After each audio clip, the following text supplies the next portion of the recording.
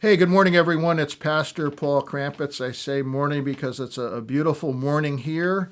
Again, the last day of summer. So we look forward to the fall season and all that has to offer. I wanted to think with you for a few minutes about a word that has been misused in the English language. It's vocation.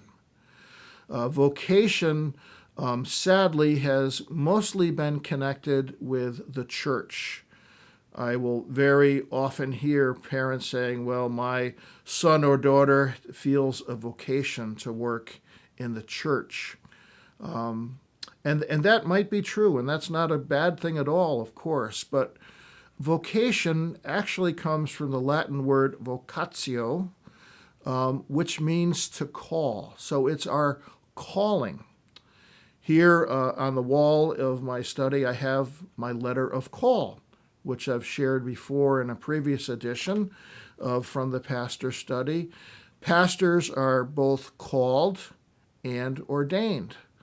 The call, which is extended by the congregation, we understand also to be the call of God, and ordination is simply one who has been set apart, not above, but set apart from the laity in order to fulfill the office of word and sacrament. So people like me are called and ordained, but all of us are called.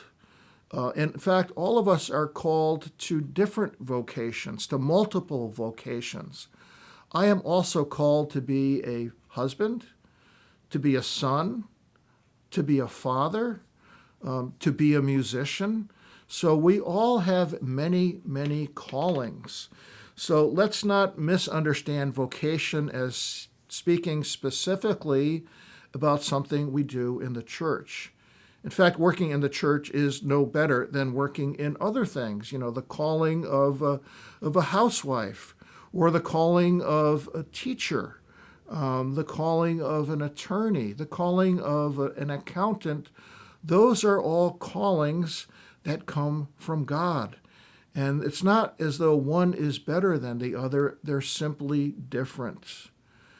Frederick Buechner famously talked about our one true vocation as being the intersection between a deep passion of ours and also a deep need in the world.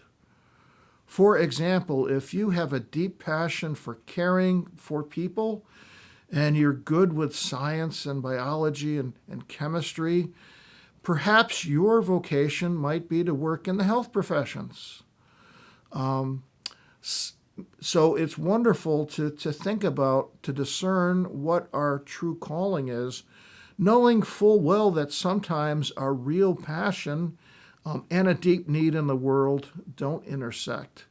And so sometimes we are called to work in one particular area to support ourselves and our families. And then we also live out our passion in hobbies and other sort of pursuits. So I wonder what your calling is.